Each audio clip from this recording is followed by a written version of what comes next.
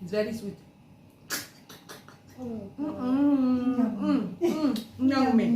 This is my Akwa Ibom girl will finish meal. Akwa Ibom food.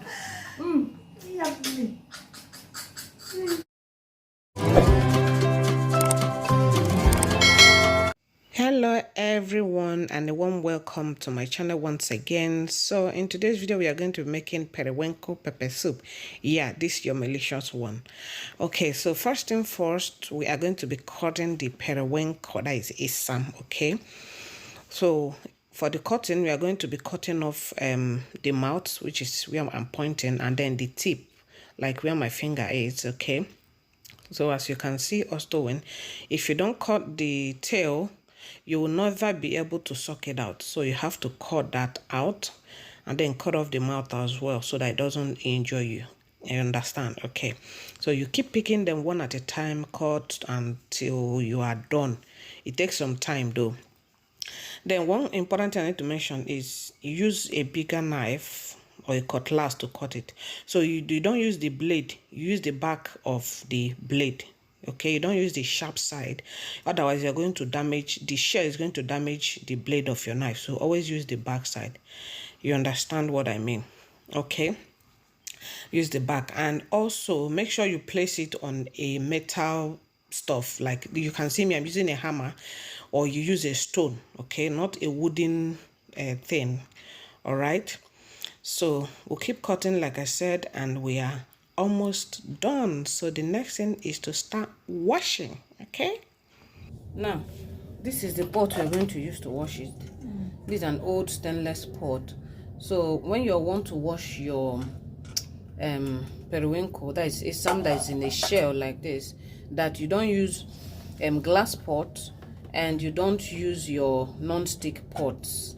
Okay, otherwise this shell is going to affect the non-stick pot, or if it's a glass pot, there is a possibility it will still impact on it as well. So you don't use those kind of, you use stainless pot, any non-stick pot. You know that even if it affects it, you're not really going to bother. Or you use the plastic bucket that has a cover. This is where we brought out the Isam from. So that is it for the washing. Okay,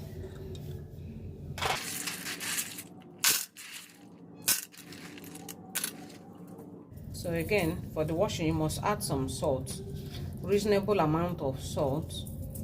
It will help to get the sand out. Then like I said, use something that has a cover and then start shaking.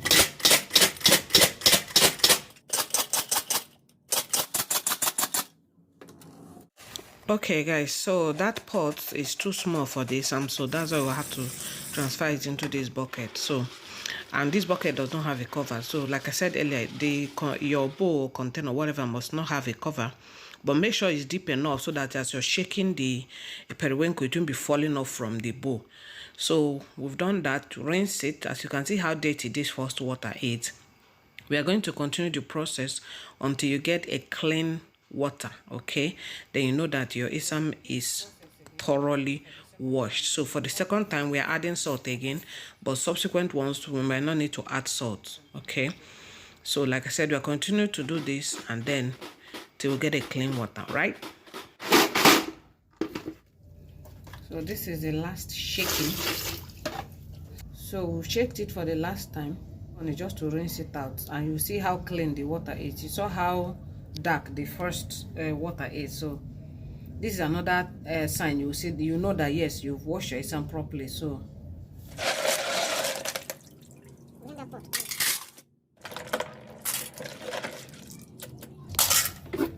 you can see how clean the water is. So once you've washed to this point, then you know that yes, your periwinkle or Isam is clean for consumption. Okay, you got the point now. Yes, sir. So let's go. So guys, these are the other ingredients. Of course, I've shown you guys how we washed this periwinkle, that is Isam. So here we have some fresh scent leaves, 1 seed of fresh tomato, some crayfish, habanero peppers, onions, seasoning. This is my go-to pepper soup spice. This spice is very nice. I always use it for my pepper soup. And then this other local spice as well. And then salt. And of course, we are going to be throwing in some green plantains into the pepper soup. This is all we are going to be using. Some people add calabash nutmeg as well to their pepper soup. So if you want, you can add that. Like I always say, just garnish your food the way you enjoy it. Okay, so let's get cooking. In your pot, just add some water. That will be enough for your pepper soup. Okay, and then cover it to start boiling. Okay, so once the water boils, pour in the periwinkle Isam. So once you pour that in, just add some amount of salt, maybe like half of the total salt you'll be using. Add in some onions, okay, and then cover it to start cooking. Okay, so now we throw in this local spice to start bringing out its flavor. Okay, so that is after it has boiled for about 2 minutes, no much time. So we are going to leave it to boil for another 5 minutes. Then we introduce the plantain. Okay, so now we add the plantains. So as we add the plantains, we add one of the pepper soup spice. Okay, so we'll add one of the seasoning.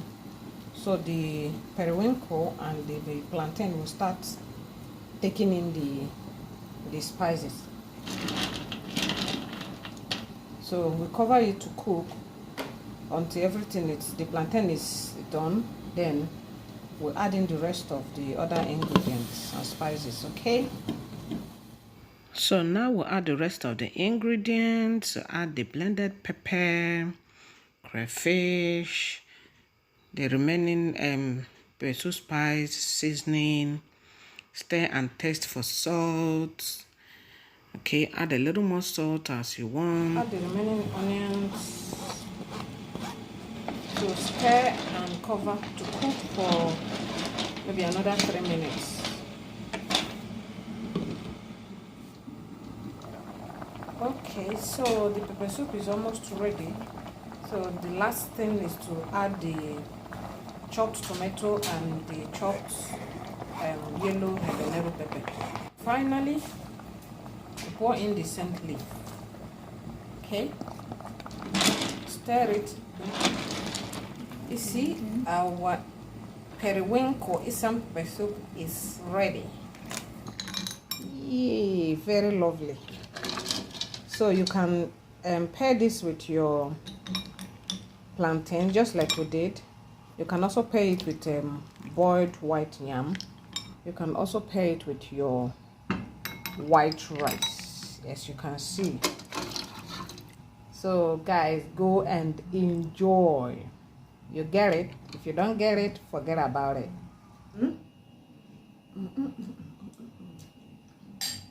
Yeah. Which one is rice? Guys, let me go and sit down and enjoy this. See you guys by next weekend. Bye-bye.